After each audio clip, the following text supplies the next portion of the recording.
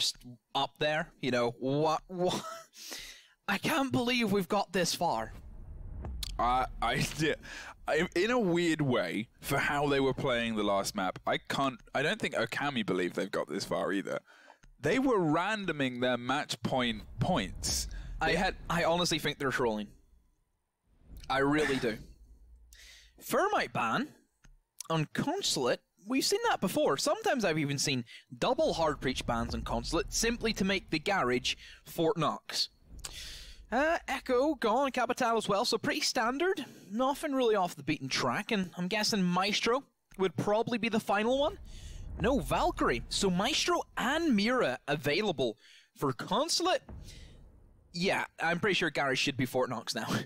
Yeah, I mean, Valkyrie's a fair ban. We already talked about this last time we were in Consulate, where it's just you kind of take care of that. Otherwise, you've got to bring an IQ every single time. And then otherwise, it's the balance of taking care of that kind of smoke push, taking care of the thermite jars to be able to get in cleanly. It's made Cafe a very hard point to take control of, and obviously Rogue have seen that, read that, and they're going to opt to swing there first. Cafe, as we're opening, yet again, Rogue starting on the defense. The statistics for the amount of attack rounds won between these two teams over the past two maps is ones where I think they would be called anomalies in the rest of the data that exists for Rainbow Six. It's a big anomaly to anything of the sort. Rogue, once again, they're on their defense. And it really hasn't worked out. It really has not worked out for them at all. We've seen exactly the same from the past two, where they started in defense, and both those times it was a 4-2 split. That they had the 2, and Ōkami, they had the 4. Will the curse be lifted? Well, I guess we're going to find out. Now, the thing about Ōkami, as I said, with the way they seem to be playing, and you may be like, what do you mean they were just trolling? What do you mean about that? Well, we got to kind of look at some of the facts. Obviously, they rushed for 4 of their attack rounds. 2 of them, they still brought Finker, but they didn't quite rush it. They just rushed one person in to get the plant down and then covered from there. But the bigger hints towards they're not probably taking this as seriously as some other teams are is they were randoming their bomb points in the final rounds when they were up rounds-wise. They were being pretty hilariously aggressive with some stuff. So I'm wondering what Ōkami we're going to see on this map. At the same time, Rogue, they just have these moments of brilliance, and then a round later get completely blindsided by whatever it is Ōkami's doing, and it's just such a weird trend and mix. Burning out the middle panel here and trying to make sure that they can get the top and the bottom to crack this open as a big entrance way, and obviously this is in lieu of the thermite. Allows the ability for the entire panel to drop out, and a talented Maverick can do it without suffering a huge amount of damage. At the meantime, Prompted is dangling upside down and trying to find a body in the meantime, but so far has just kind of put bullets towards Easily, who's tiptoeing around. They're not bringing Habana, which is the more surprising option. They've solely went just for the Maverick. Hatch is not going to be opened by Ōkami. They don't have enough blowtorch fuel to get through that. You know, they've basically wasted all of it to open up one panel off the wall. Whereas if you did bring Habana, you wouldn't have this issue. 2 players from Rogue lit up, Easily and Brian, but equally, so is Lyman. And Ōkami, they have a good bit of space between them. Lyman playing in towards the back kind of cuts off any rotations that defenders would want to go for, but he isn't very low HP, so he can't really take a gunfight in Benji. He's in! He is now G36C, but as soon as he was in, he's right back out of there. He takes what he can and tries to hightail it. Well, he took 2 lives, and that's a very impressive start, especially when you look at, well, it's the Bandit who's trying the wall, and it's the Maestro who's a big bit of utility to take off the table. Eclipse and Vertical are trying to hold onto the service side and make sure they catch the man on the rotation down here, but Vertical is able to take care of Layman. Slash still has control of above and is able to keep it locked down, I say, as he suffers a huge amount of damage. Benji finds his 3rd, and Prompted tries to finish off the man that he's downed inside, but the diffuser is well down, and Vertical cannot find either of the bodies and is suddenly in a 4 versus 1 post-plant scenario. Vert, 1v3. Not even close. Ōkami, That's a round, and that's a solid one from them, a solid one from Benji, and if he's ready to go, and he's on fire, and he's on top of his game, oh boy, Rogue are in for it. Well, that was a very, very good opening round there from Ōkami, and I think it's consistent with the attack compliments that we've paid them throughout the entire day. They know what they want to achieve, and they are so brazen in achieving it that it's just taking Rogue, who are kind of a slow setup team, it seems, by a bit of surprise. Console, we're going to rotate here now, and the fact that we said, at the beginning of this, we said, wow, that basement point, sure is going to be hard to get in there, and Ōkami just kind of went, watch me, and just completely took it with no panic. Yeah, no panic at all. It was very swift. And decisive, more importantly. So, Ōkami, they will have another attack, this time towards the top floor, and Nukes came out to play. I get why they would bring a Nuke, because Maestro is available, and Maestro is typically an operator that is seen quite a bit by Rogue, especially on a map like Consulate, where he has a big say in kind of what goes, and the different Maestro cameras can be difficult for the attackers to deal with. Curious to see if it actually does follow through, because most of the Maestro cameras are placed on site, and typically Nuke's not going to be able to go around site as sneakily as you would expect. But still, we could see that try and make a surprise appearance, but I kind of doubt it. Nuke very underpowered currently. I would love to see her perhaps get a little bit of a loving buff. Would be nice to see. Well, setting themselves up in the top of yellow stairs, this seems to be the go-to with a lot of NA teams. They kind of hold on to it and dig in. Brian is going to... Well, obviously, he's one of those players. I say he's going to hopefully do big things. He did big things in the previous map, but in the first map, he wasn't quite as, you know, ever prevalent as he was in the previous, and you kind of hope that he's a player that can consistently keep showing up, especially obviously when he's been brought in for today. He's often been a big impact player who at times has struggled to generally find himself in the permanent spot. Prompted swings in as Kilo joins them to take control of admin, and here comes the steady push across this side with the setup on the windows and the anchors of Benji on the far side. They're just trying to act as a hammer and anvil. But Pulse, as a deadly operator to bring for, honestly, just Consulate Garage, the early information that you can gain, because the map is so small and it's all about the layers that it contains, Vertical can sit inside of the basement and towards server, and he can see everything that goes on towards admin. He can see how many people's rappelling up east, he can see how many people is actually in admin. Of course, you can also rotate and use the C4 potential that you have easily. Going for a really long run out, but doesn't see anybody. But Kilo himself will entry on in, and he had a very poor showing in the first game, but second and third already, he's showing up second especially. He proved very big for Ōkami. Yeah, the combination of Kilo and Prompted really just drove Ōkami to the front lines, and there it is. Kilo and Benji find one apiece, and wow. Castle, before he even begins to realize what's happened, gets dropped by Kilo, and now it's just Vertical with no health and not a lot else in his belt. He has to find a way in, at least puts bullets towards Prompted on the Decabi, but the call is coming in, drops Benji, and there's the pop background, and the 2-0 in the favor of Ōkami. Straight away. No mucking about for Ōkami. They kind of want this. They have just unleashed the inner demon just possessed in all of them. And now we need to see Rogue try and find, you know, the magical device that will try and seal them away again for 10,000 years. I mean, the three that currently have frags across the side of Ōkami have just been such a force, and Rogue hasn't been able to find a response for them.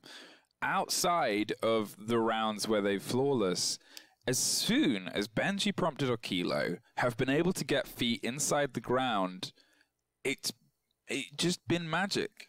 And this is now different compared to all the other maps, is because on Clubhouse, Ōkami took the first attack, but we seen the response straight away from Rogue. On Border, Ōkami took the first attack, the response straight away from Rogue. This time, there was no response. That's a 2-0. Yeah, it's Not looking good, unfortunately, for Rogue, and because these are pretty convincing losses. It's not like the other losses they suffered, where they would at least pull a fair few bodies back their way. They were often quite bitterly fought. They would set themselves up for trades and be able to find some death in and amongst it. But these past 2 rounds have kind of just seemed like they've been not really there. It's been quite lackluster, their response. They've drifted around and been able to find 1 or 2 frags, but you know, you have to have, again, the thing I've asked for a couple of times is that fire, and it seems in a way like they've almost given up on their defenses against Ōkami, and Ōkami's a team that's got more energized, more electric, and found themselves more into the game. And I know a while ago we said some teams are better on best of 3, and some teams are better on best of 1, and Rogue are a best of 3 team. Apparently Ōkami are a better best of 3 team. They shouldn't be, because they are just the kind of pickup squad that played in, you know, the open qualifiers to get to this stage. You draw Rogue in a best of 3, you kind of think, oh boys, right, well, we're in for it now. Let's try our best. And their best has been, well, it's been damn good. It really has been.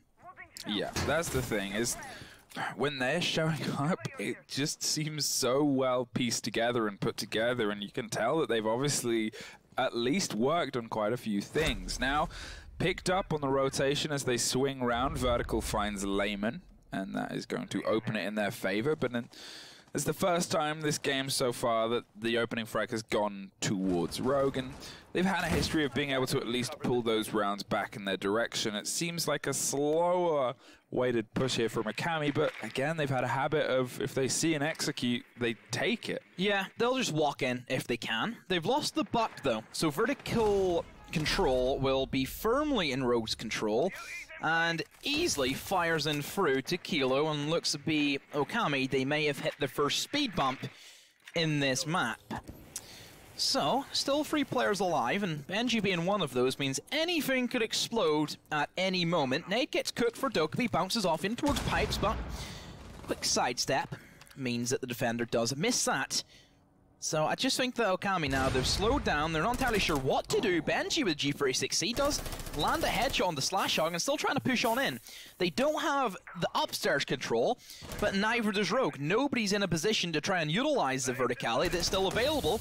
There goes the first Toxic Bay, but Benji still in the thick of it and quickly dances away and dodges those toxic fumes. And well, Ōkami, there's still potential here, but still I feel as if Rogue, they have all the control. Gonna try and stick the diffuser. Theoretically, no. Brian just charges it instead of throwing a second smoke, but the bullets come over the shoulder. Post-plant situation. Vertical is down on pipes with Prompted and Flak both still alive. Almost finds the second. Looks like they're gonna try and get the revive, but it's a 2-2 situation. Oh. It's a 2-1 situation with one man still down on the floor. Rotates against where KB is, who's actually pulled out of yellow, and now it's just a 1-1 unless they go for the revive. But it doesn't look like they're opting for it. No, they are. They're gonna get him up and utilize all this time, and it is precious, but there is still the chance of KB getting 1 or 2. They're both pushing the same way. One is going to aggressively charge him, the other one is going to try and take the diffuser at this point. Looks up, but no, they are down. Can they get back in time to get the disable, though? I think they're too late. Yeah. No way Ōkami have pulled off a 5 versus 3 post-plant retake from Rogue. Yes, you got the kill, but why did both of them run out? Why didn't Pulse go and stick to the fuse while Jaeger goes away? That would have been their only out. Because both of them pushing, as we clearly seen, wasn't the play.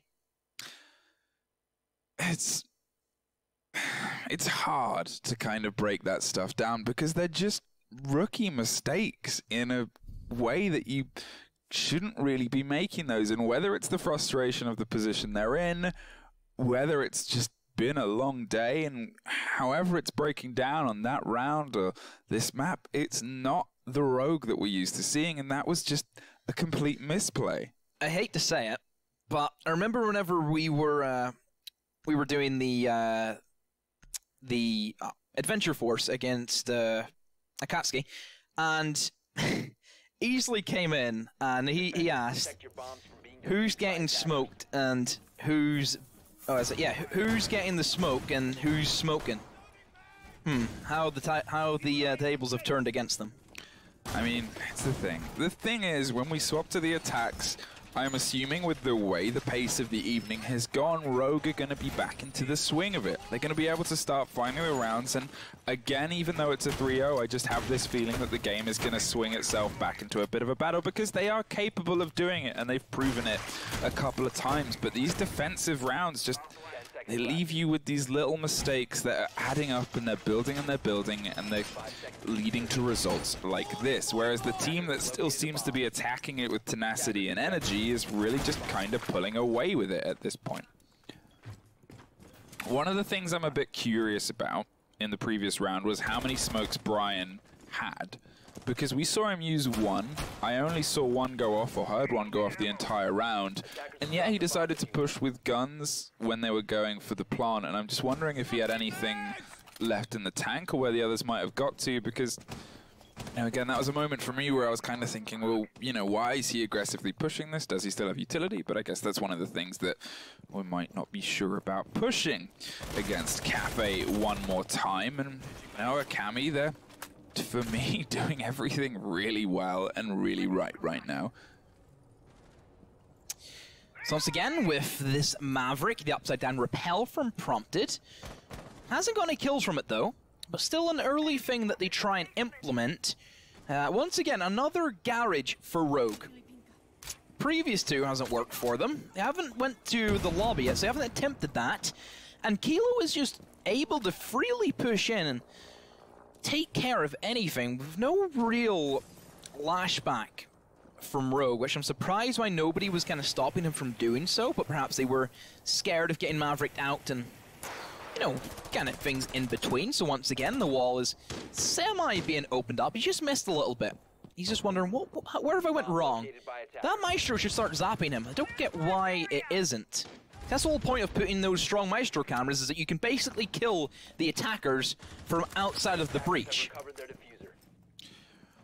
Well, Vertical is finding his way back towards the point and back towards yellow stairs as he looks for any kind of damage he can start to feed back. There is a bit of cover coming, and the calls go across, and there is Vertical and Easily both finding one apiece. Great reaction there from Vertical, and Easily finds a second onto Kilo.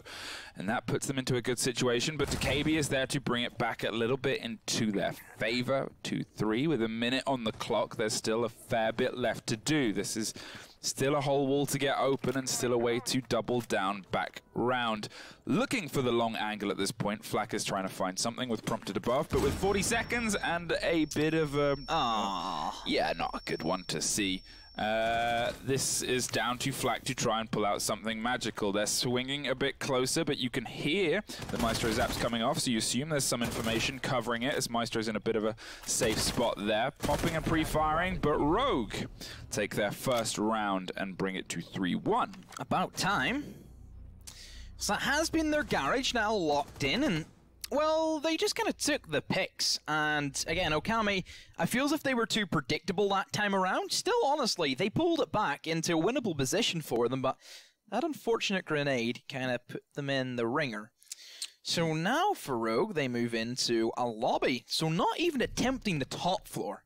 They just feel as if they got ran over on that one.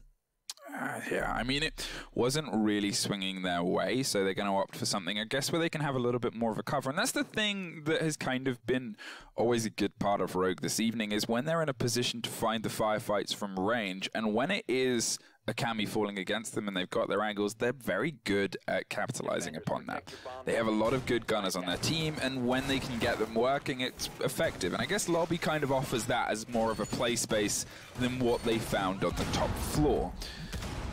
At the same time, Ōkami have been, for lack of a better word, pretty electric throughout all of their attacks. They've been so quick in how they want to try and get somewhere, as we said many times. And the way that they're kind of hitting these points quite effervescently makes me feel like a lobby point, they might be pretty solid at just finding their way in and getting a diffuser down. Yeah, I feel as if they could simply rush Visa, knowing these guys and the kind of playstyle they have, which is just go with what happens, just go with it. And that is kind of through Rogue, because Rogue probably aren't used to that strategy that is the very unique Ōkami style. So now for Rogue, they take up the mid floor, and they will extend in towards that top area, in towards the meeting room, which is pretty standard. You need to try and have a firm lock, because if you do have that vertical control as defenders, then it kind of forces the attack into actually taking above, because you just simply can't walk into circle desk while a hatch and different vertical holes is open. Prompted on the Dokkaebi once again, which he has the nades, I think, is kind of the reason why they're bringing that specific operator, not so much for the Dokkaebi calls, because Mute has been rammed by Brian, so if you didn't know, Dokkaebi calls, if you start getting ranged by one, you can simply walk into the radius of Mute Jammer, and they will automatically be turned off. Speaking of Brian, he's up in meeting. I've been meeting and waiting for some of the pressure to come from. Obviously, Ōkami will be well aware that they probably need to get control of the top floor. They won't be able to sneak the plant as long as there's still a body up there. Vertical is also playing underneath. They've gone for a 3-tiered hold here to make sure they can have as much viability in holding off the multifaceted push that's coming from Ōkami pretty consistently. In the meantime, Slash has suffered half health, and Brian is free to rotate towards the CEO side and see if they can pick up the body over there. But otherwise, it is yet again, there is a man inside the bathroom. How are they in? Has crept his way through the front door and has just charged in, prompted. Finds Brian. In the meantime, Kilo is trying to take control of Piano as someone comes up from yellow with Pulse still underneath. That's a C4, but Benji finds easily, and that is just becoming more and more of a sway in their favor. Benji with the double kill. Vertical has no nitro cell, and all 5 Ōkami players to kill in a post-plant situation. How do they just walk into point like that? I was about to ask you that same question. I have no idea how they pull that off. Vert, you get 2 kills, but that means diddly squat. You've lost the round. Ōkami have everything on lock, and the diffuser in the corner, as solid as it is. He's going to try and stick to defuse, but should be easily fragged, and there you go. I just don't get it anymore. I really don't. How does I can't. I just... Ōkami have such a skill at seeing... They're ninjas! They just appear in the point. And they're doing it so consistently. It's like every single one of them has Caviar a silent step, but permanently. Split point we go to now. Split point, we haven't seen that at all throughout the series. Granted, we've only seen Consulate once, and it was earlier today, but it's a rarer one to see. And I guess when you're Rogue and you're looking at the situation where you're in the 4-1 and you're on the turn of the split, you kind of want to try some fresh things. And to be fair, the last time they tried a fresh thing, it actually worked in their favor back on border. So I think it's a right move to make. Ōkami bringing the Lion and bringing the KB to kind of, I guess, lock down this final round the same way that Rogue pretty consistently did before, but I feel like they're also probably expecting to face it every single round there on their defense. So we go to a very off-site position. They have no intention of going back upstairs. Instead, rather than going for that bomb site, they go for the split. So Split Bomb Site was the most recent update to Consulate that they kind of added in not too long ago, around about 9, even like a year ago, something like that was about Flick, I think. It was quite a while ago. Yeah, it was something like that. Roughly around that. But basically, this bomb site kind of plays in either 2 ways. You either hold the top floor, and that's having a very stiff meeting, and you can even extend in towards some other areas of top floor, or you try and C4 anybody who wants to try and plant inside of tellers, and that's where you have a lot of C4s, and Pulse is a very strong operator, and they're just in. They're rushing again and again and again. They are holding nothing back, but all of a sudden Rogue, they've pulled kills out of nowhere, but it's still a 2v2 and they're in the bomb site. But like we talked about, tellers is where they're going to try and C4 from. That's why Eclipse is down there with the Pulse scanner being able to feed information to Vert. As Kilo, I think he's trying to bait for the defuse potentially, but no, Flaky does stick it. Now it will be a post plant. That's a C4 being wasted now by Rogue. Eclipse up in towards Spiral, finds the information, should be an easy pre-fire for him, and yes it will be. Flak has it all to do, oh, but Vertical's there, and Rogue, they do stop Ōkami, but once more, They're just... I don't know. They're a new breed. Bomb diffuser disabled by defenders. Bomb defusing attempt failed. Defenders win. Well, we swap over now. 4-2. For the third time in a row, we're on a 4-2 at the turn of the split. Last time, or the first time, it ended up on 7-4. The next time, it ended up on 8-7. Who knows how this one is going to end up. I guess we'll see how they decide to play through on this at this point. Rogue have a bit of work to do. I mean, they're probably going to be a bit more successful in their attacks based statistically on how this entire night has decided to go so far, but you know, at the same time, it's just becoming harder and harder to really work out what is going to happen next in this game, especially when Ōkami is playing, I think is a fair thing to say. It's another 4-2 split for Rogue. This is now the third time we're going into the next half. It has been 4-2. Yeah. Rogue have looked dominant in their attacks. Attack has been all the praise so far in this series. Now it's a matter of fact is, can they hold their nerve on a map like Consulate?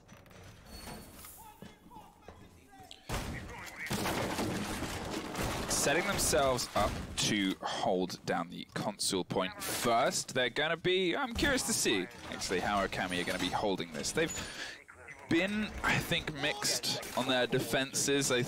The times when they've got their aggression and swung in has worked, but it's rarer and far and few between. As we've said, the stats on this matchup between these two teams has been so skewed towards how... What is he bringing out? What in... The Doc shotgun. In the American style, what in tarnation? The Doc shotgun. Why is... I'm done. I can't do this anymore. This is... They're trolling. They have to be trolling. I don't believe that they are not. They... I'm about to go crazy. I am headed straight for the Asylum Ward after this game. When we see the Doc shotgun triple kill, run out. This is too much. So, in the meantime, you look at what Rogue's bringing. It obviously has the Nomad to control those staircases. As we said, they've been very, very good at locking off angles and even better at being able to exploit them once they've got the control of the map. Their attacks consistently have been on point. They've been pressured and clinical.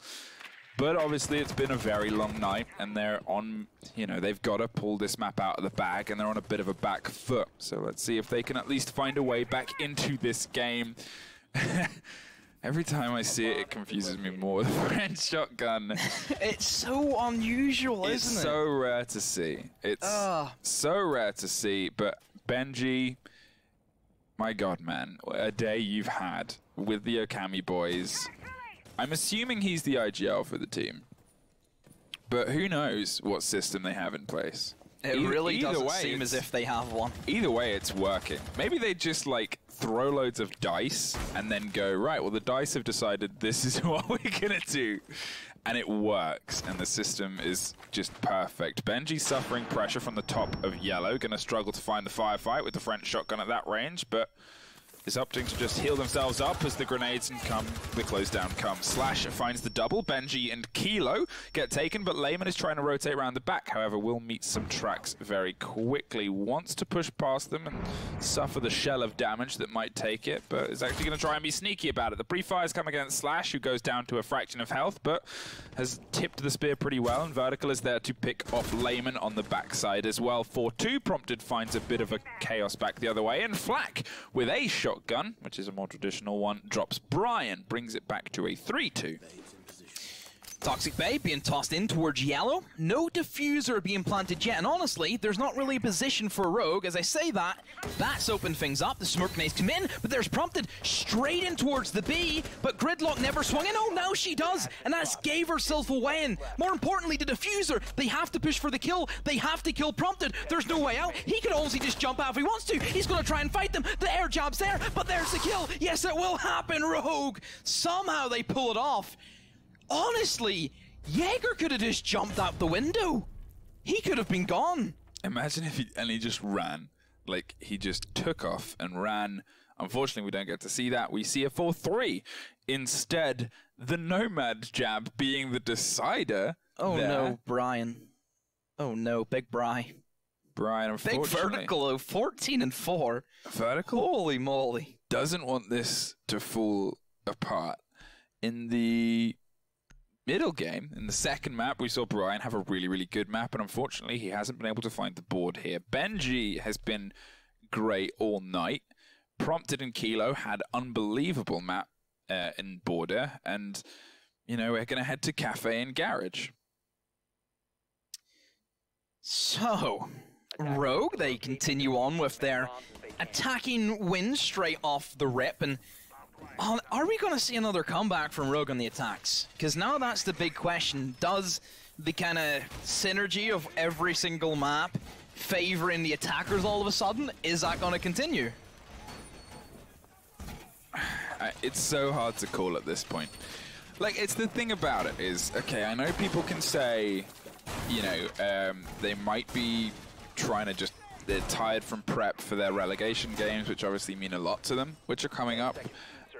They might be trying to not really push themselves too much in the build-up to relegation. Fine, you can say that. But at the same time, you still expect a team of their caliber in Pro League to be able to pull more out of this and not keep, I'm going to say falling for, suffering things like this. Benji, with the spawn peak, found a different gun on the French operator and has decided that it's actually quite a good one as he takes care of Slash before he can even begin to make his way towards the building. And now that's the Zafir out of their wheelhouse. Layman with the Pulse, which is an exceptionally good operator on this map, able to feed all of that information from that wall back to the team. And, well, Rogue, you're a man down. Can you make something of it? So Rogue, they've lost Sophia. But Vertical's still alive, though, so they always have hope whenever he's ready to gun them, of course. And, oh boy, he's going for a speed run. He's straight in towards the top floor.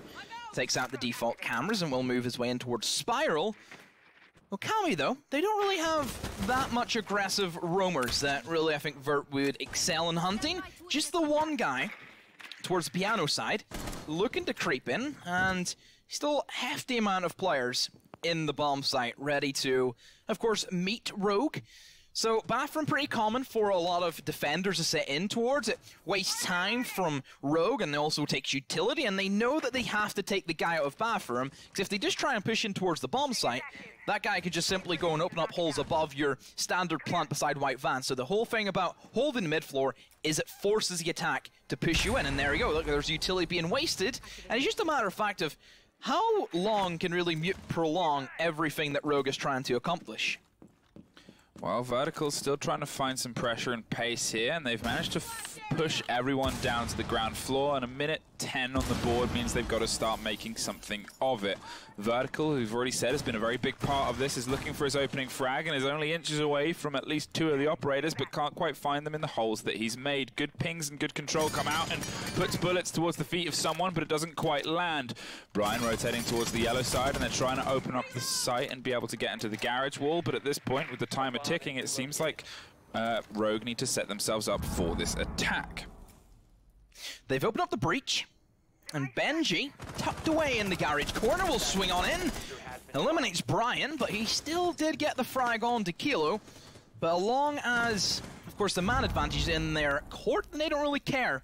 Vertical, however, swings back into an even side and even gives them the lead. Vertical is untouchable this game. He is the man for Rogue, and can he keep it going and try and single-handedly win at this? But looks to be that someone else is going to jump onto it. Easily there, and now Layman all to do a 1 versus 3. The Fuser has to get planted. Still has the C4. 2 stacking up in towards yellow, but Vert, he's just coming for him. He wants his soul. Tried to go deep with the C4 at the end there and pull off a kind of buzzer beater Kobe, but unfortunately it doesn't. It's harder to do when you're being shot, I think. 4-4. Everything is back to level pegging.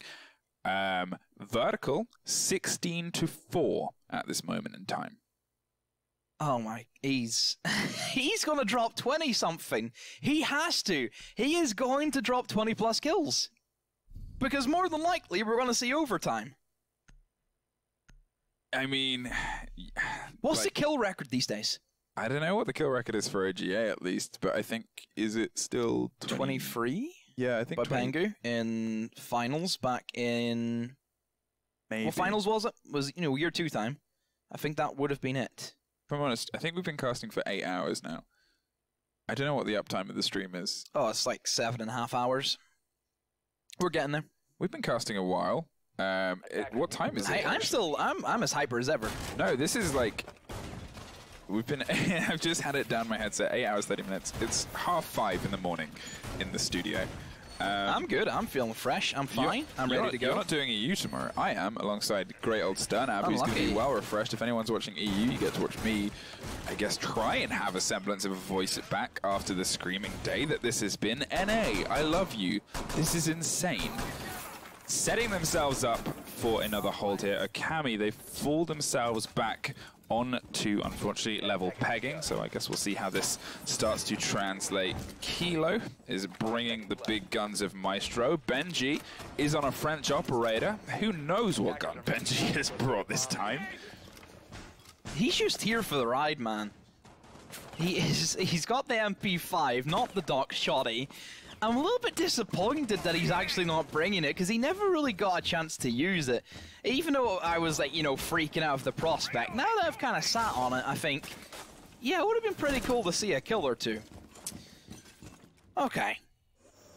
Let's look at how Rogue can keep themselves moving and try and pull themselves out of this hole. Looking at their lineup, aggressive, you know, vertical on the Ash. You already know that screams terror for Ōkami. They have the jump out coverage from easily, but really Nomad hasn't been the big bane of existence for Ōkami. Well, sure, there was that one time in that consulate kind of defense where an air jab literally won Rogue the round single-handedly. So I'm guessing that's probably why they're still bringing it again. But over that, it hasn't really, like, kind of stopped the jump outs that has happened. No, and that's the thing. And to be fair, we haven't seen a huge amount of insane jump outs in terms of the building itself, especially compared to what we saw Kilo pulling shenanigans-wise in the middle map. But he seems to be more... Well, he's not on Jaeger, I think is the general difference here. His Jaeger game was off the wall previously. Prompted has actually said, well, I want to play Jaeger. It's my turn to be on the Jaeger. And so far, again, is trying to fill that hole that was otherwise very effective for them previously. But with a minute 20 on, yet again, Rogue is setting themselves up for a pretty consistent and put-together push. Vertical is, again, refusing to let this game fall through Rogue's fingers, ready for any swing round, and the movement and everything about him is being so precise right now. Concerned about someone looping down from underneath, but Brian opens up the frags and takes care of Flak. That is the smoke off the table. Big operator to stop any kind of push against any of the swinging windows, and it's just a matter of finding the timing and finding the pressure and the positioning. So look at the pressure in towards A bomb site specifically. That's why we have the one attacker located on the balcony. Everybody in towards the admin, and even Eclipse is going to come and join the man on the balcony. So they look as if they're going to try and jump in and plant from that position. So that does make a lot of sense. Well, someone screamed in the distance of Consulate now, but Brian is trying to hold over long desk as Eclipse is actually getting the diffuser down inside point. The bullets come across and we hear damage going across, and there is the big trade all the way across with Brian leading out at the end of that. Rogue have 3 bodies left standing with Kilo the only one. Yet again, we're finding ourselves in the dying 15 seconds. Kilo holding a very big and very deep angle, and his position is revealed at the top of yellow. At this point, it's just a matter of having the crossfire cover. Sees the man on top of the stairs and gets them. Brilliant swing and brilliant counter. If they can find the diffuser planter, they fire, but no luck as Rogue managed to once again pull themselves ahead. Attack is just everything for Rogue. Why is that? We see teams struggle with attacks, and the defense have always had the big say. But today, the attacks have been solid. So solid from Rogue. They really have been. It's bonkers. It really is. And now, Rogue, they are leading for the first time, which isn't a custom. Ōkami struggling with their defense. Is it a matter of fact of, is it the defense from Ōkami being really weak, or is it, you know, just attacks from Rogue are really strong? I mean, it's so hard to pinpoint because the thing about it is, it's the defenses for across the board haven't been fantastic, and I want to see like these teams against a team that have been statistically good on defense, a team that has kind of been setting themselves up in a better position to deal with this kind of stuff, and a team that has just been, I guess, more solid in terms of their defenses, because it's just such an amount of body that has fallen to the attacker, and you've got to start questioning where the fault is. And for me, I think that answer will only really come when it gets tested against a team that is at least putting big numbers on the defensive side. Because yeah, some teams can have preferences to attack and defensive. Some teams can have preferences on the map where they like to attack and defend. But to have the statistics this skewed for both teams over 3 maps is rare to see from the statistics side. It is. It's a weird anomaly that we're not used to, but it is a kind of breath of fresh air where the attacks do come on top and we kind of look down upon the defense and wonder what went wrong.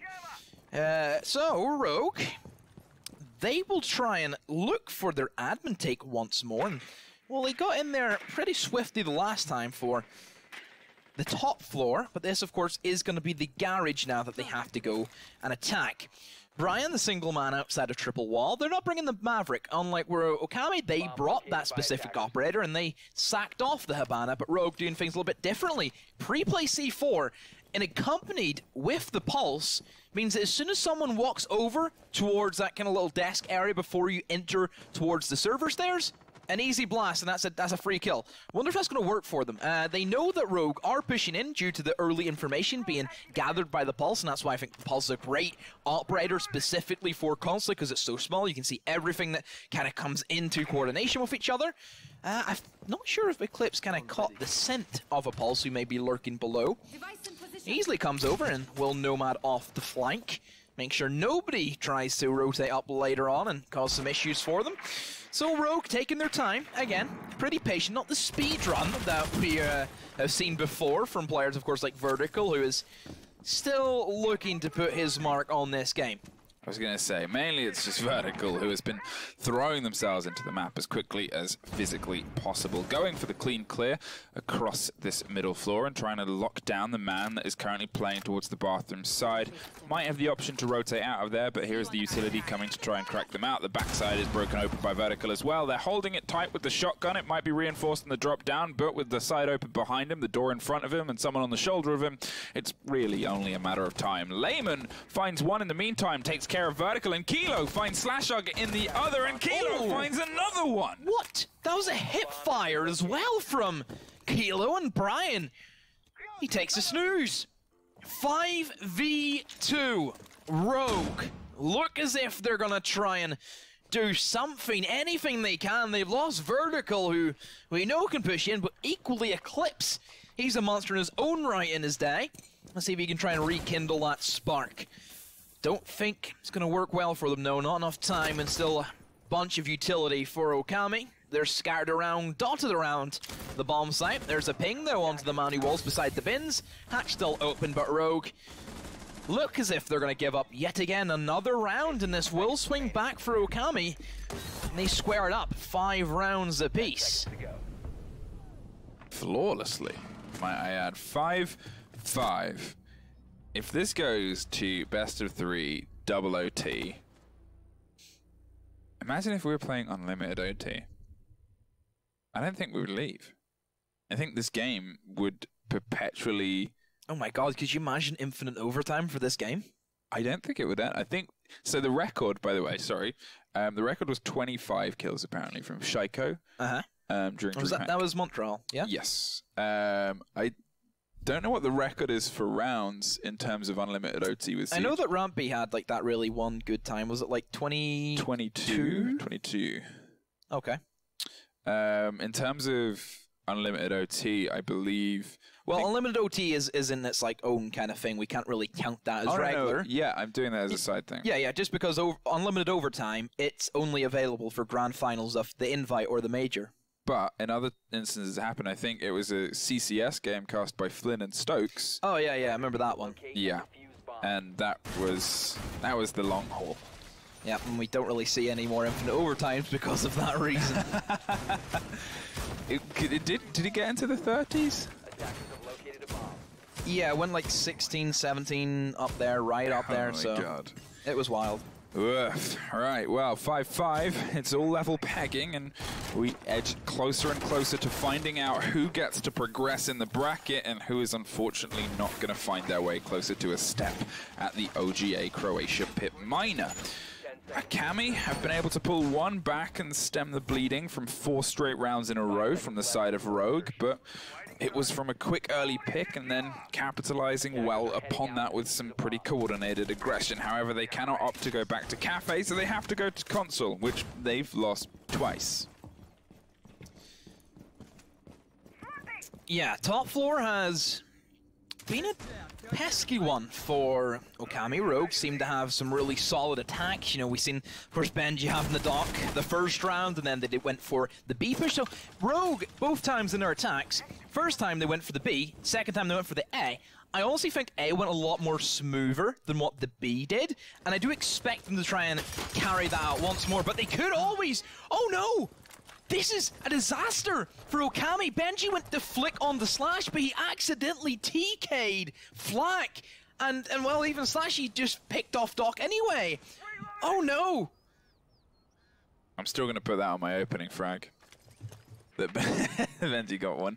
That is a big, big loss, obviously, to lose the big French ACOG, and then Layman drops as well. It is now down to the pairing of Prompted and Kilo, who've otherwise been pretty solid as a pairing so far. The C4 doesn't catch anyone, but the Flash does catch the Mozzie, who's going to suffer more and more kind of pressure on this yellow side. And you can see that he kind of wants to get out of there, but knows that he's in a very dangerous position and can't really throw his life away. So it's just a matter of digging in and hoping they can find the one frag to allow themselves a little bit more space. Prompted in the meantime is going to try and keep control of, well, the rest of the floor as the close down starts to come. Prompted finds one, Vertical finds Kilo in the meantime, and it is now a clutch ace situation.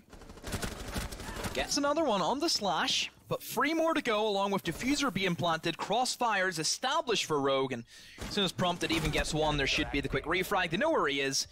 Shots rattle on through the soft walls, and Prompted, he has no idea Eclipse is right beside him, but Eclipse, he knows best, and, well, Rogue, map point, series point, they take it. Their attacks only drop in the 1, but still not over yet for Ōkami. Why did he have an ADS in pocket at the end there? Classic NA Jaeger move. Keep it. Keep it, play it later. Since the last time we actually highlighted the amount of kills Vertical was getting, he's only got 1 more. So he's kind of dropped off a little bit, but I think the fact that Rogue has been Everybody else has woken up. Yeah, and I think that's a good thing. That's what I was going to kind of lead in. And it's good to see Rogue doing it. They've put themselves on match point. It's not over yet. We're heading to lobby. We haven't seen this point yet, and sometimes these surprises have worked very well for Ōkami. Lobby, this is where we go. The final stand for Ōkami, and they need to make it count, because if Rogue take this one, then they take the series. Line up, a lot of ACOGs, Benji on the dock, Kilo on the Maestro. So nothing's really changed too much for the operators of Ōkami. You know, very standard stuff, perhaps lacking, you know, a smoke or some kind of denial. Rogue, on the other hand, they've kind of sacked off the gridlock since their very early stages of their attacks. They haven't had any interest in taking them so far. Frag Heavy Ops has kind of been their game plan, bringing Habana in, who, yes, is known as kind of support, don't die first operator, because the gadget is so useful, but the gun and the free speed attached to it, it's great for fragging potential as well. So Rogue, how are they going to take control of this lobby? Because this is going to be the first time that we see Ōkami defend it. They do bring the Pulse, which is there for early information, also C4s if you can try and nail some anywhere he can. And that early information will prove to help the defense a lot. People don't realize how useful Pulse is, especially in a map like Consulate, where you can literally pick them up right as they come and spawn. And because it is a massive rectangle, it's just a simple west, north, east, or south take. There's no really in between. It's very simple to find out exactly where teams are coming from. Well, 227 on the board. Rogue setting themselves up for a bit of a concerned effort. Benji trying to find a body before they can get themselves into the building. And there is Layman opening it up and taking care of Vertical, really swinging a bit of momentum to their favor. Last time he got the opening frag, they took the round 2 rounds ago, so it's a good sign for them. It was the same person who was dropped first. However, Lobby is a very different point to hold, trying to find a little bit more semblance of control inside, as Flak is going to bury down the top floor behind the meeting room table, and Rogue have to start setting their sights on dropping some bodies, because if they don't make moves and find themselves in the dying throws, well, Ōkami have a pretty consistent habit of being able to make the most of those final 15 seconds. Rogue losing Vertical as well, and whenever we've seen them lose Vertical on border, the attacks look very lackluster. Nobody from Rogue wanted to kind of walk into the Ōkami defense, and well, Kilo just barely misses out on that kill. Takes a bit of damage, but that's really it. So now Rogue look as if they want to pressure towards that top floor as repels come in, but quickly have been sent back down. Don't tell me they're going to try and force their way into the bomb site, because whenever they try that, it never works. Well, Flak is still free to move around now underneath after escaping the very top floor, but that is Rogue's to play with. Kilo suffered a shoulder of damage, but is otherwise pretty healthy with the big gun to cover anyone that pushes straight in easily. Finally gets revenge against Layman for the opening frag and tries to clear across with the Nomad. Still has air jabs in pocket. Otherwise, a lot of Zephyr's utility has already been expended on this front door, potentially to clear barbed wire. Easily gets the double, refusing to let this game end as he pops the Nomad charge, but the Mozzie rotates from underneath, finds the body, rotates back down, concerned about the cover, but with 30 seconds left, Rogue have to start thinking about getting this diffuser in point as the pings come out. Eclipse knocking on the door with Slash there to double up, and Brian is trying to pincer from the back, but Prompt is still above and able to start dropping bodies. Kilo suffers in the meantime, hits the hatch and almost drops them, but Slash is on a sliver of health with the Mozzie underneath. They have to find some way to make it work. Might have a C4 in pocket to be able to end this from underneath. Flak is trying to rotate up and they're in a post-plant situation. Hibana drops to Flak. It is a 2 versus 1, but Slash has rotated outside, has 1 concussion and 1 claymore and 1 dream to be able to stop this going into overtime. Can a player who has had a mixed bag be able to find a way to shut this down? They found the diffuser. There is half the time left. They're going for a diffuse. Can Slash even hear it from how far away he is? The spots come out. They're just going to try and stick it, and he gets dropped as he swings over the table. We are heading to overtime. They lost that round off a default camera. Default. It's been there since the game first was created. And they lost the round to it. And we go overtime again. So 4-2, 4-2 splits is all the craze at the moment. And look, I don't know if I'm ready for this. Well, Rogue have started on defense. And it feels weird to say this. That's not good. Is not. And can they break the curse? Can they finally just subdue this absolute crazy team of Ōkami, who where did they come from? That's the thing about it. So obviously some of these players had some pretty good attempts during the CL qualifiers, but didn't quite make it. They played under a couple of different team names. A lot of anime-themed ones, I believe. There seems to be a big swing of that. They didn't quite make CL outside of the good runs they had. Rogue obviously haven't had the best season, but when we looked at the games tonight, you know, the first game, SSG versus Atheris, we said, well, that's probably going to be, you know, it's probably going to be a 2-0 in favor of SSG, a Pro League team, versus against a Mexican League team. that hasn't had the best track record. It was the middle game we expected to maybe go to 3 maps.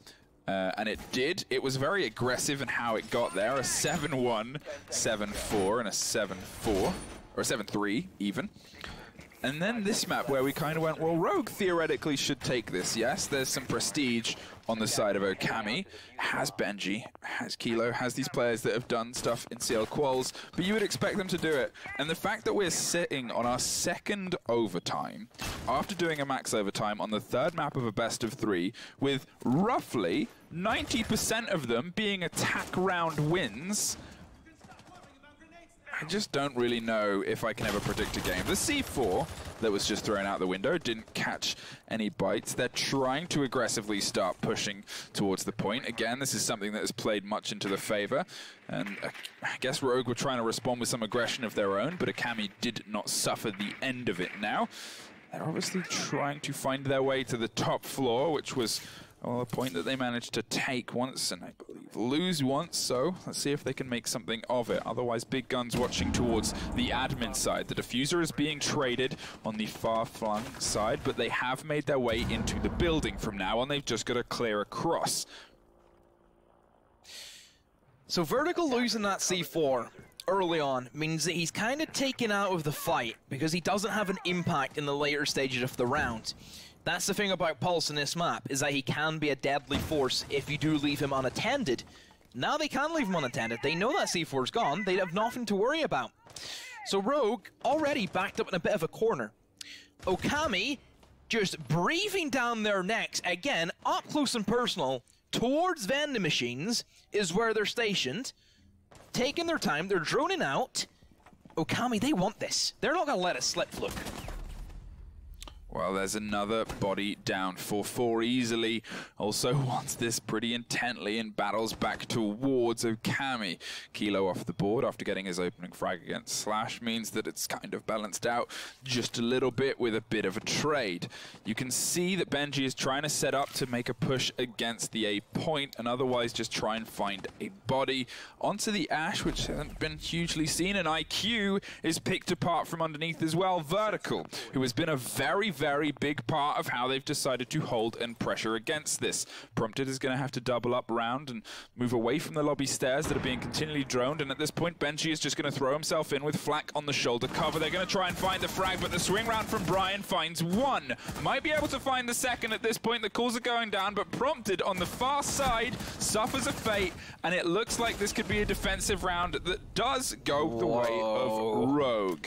Okay. Now this is where things get wild, because Rogue have finally broken the curse. They finally got themselves the defense that they needed. And all the pressure falls on Ōkami. All the pressure. Everything. All the marbles. Let's see if they can pull this away. Moving to the defense for Ōkami. Rogue on the attack, which they have looked so strong on.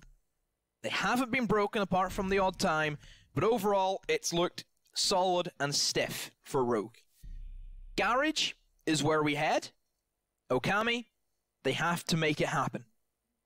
One last time into the breach. I'm just kind of amazed that this whole series, it's completely blown me away, and there's a part of me that doesn't really want it to end, but I know it has to, because someone's got to be the victor, and at this point, you know, it's just a tough one to call. Ōkami set themselves up for what could be their final defense of the entire tournament, or it could be their final defense of the day. But either way, it's going to be an important one now as they find themselves up against a Rogue that has come off the back of a round win against a back and forth completely and entirely for the previous rounds we've seen in the last 4, 5 even have been back and forths between the two teams. They've finally maybe found the match for each other. Brought the Pulse to get the filter and feed of information that has been pretty consistently good for Ōkami, and can they be able to find the initial pull against a Rogue that has otherwise been their big lead into these rounds? A lot of information from the Mozzie and Pulse can combine into a deadly combo. C4's galore for Ōkami. Benji, again, on this dock, and really hasn't produced that many results. Let's be real here. We're expecting him to get a lot more kills, and most of them have came from the attack. They have brought in the smoke, which has been kind of slacking from them. They haven't got that much denial in some of their previous lineups, but they do bring the smoke this time around. Potentially lacking, you know, like a Maestro, which could help them with even more sight information. But if they want to roll with what they got, then hey, who are we to stop them? Because up to this point, they have, you know, they have played phenomenal. Whatever happens, they should be proud of themselves. And going up against a Pro League team like Rogue, you know, it should just be great from them. It really should be. Phenomenal. That's all I can say. That's one word. Phenomenal. Well, they're setting themselves up, and they obviously have that wall open now, trying to keep the angles in control. The top floor control was, you know, it's always been a bit of point of contention between the two teams so far, but I guess we'll see if they can find a way to bring it together. Otherwise, this could where it start to fall apart. Still have those nitro cells and still have that feed of information coming from the Pulse, with Kilo playing the Mozzie pretty aggressively on the stairs. There's a drone caught almost immediately for them. Covering against the backside as Vertical finds the opening frag against Prompted. The Nomad charges a bait, but it doesn't work. Hits the person trying to get the cover. Great play from Easily to drop flak there, and the Pulse is still in position to drop this with the C4, potentially just do something with it, trying to feed that to the rest of the team, but no one is there to pick it up. Oh, how has he missed those shots? That was a sure kill, but because he whiffed it, I have a feeling that door is closing for Ōkami, and Rogue look as if they're about to walk straight into the next round. Unless these three boys can prove me wrong. Rogue now looking to breach in towards the main wall, and Benji gets lit up by just, I think, anybody who was looking in towards the top floor, which is a lot of control that they have. And now Ōkami stuck in a bit of a tight position. Kilo does fire back with 2 big kills on the slash and vertical, and all of a sudden there's a little bit of hope now shining through. Lyman's still in the back, but he's not really doing anything at this stage. He's trying to keep the one guy at bay. Benji does light up Brian outside of the breach, and Kilo still on yellow stairs, hasn't been dealt with 15 seconds ago. Rogue need to get a move on. Finally, Eclipse fires through, eliminates that pesky Mozzie. Now you can see Lyman, he's realized, hey, I'm not doing anything. I need to try and get back in the fight. Diffuser's going down from Brian, and nobody from Ōkami is in a position to stop it. Swing around from the Pulse, but that's been shut down. However, the refrag's there from Benji, and a 1v2 for him. Still has one more stim pistol, but Diffuser being planted. And this is one of the most difficult retakes in all of Rainbow Six.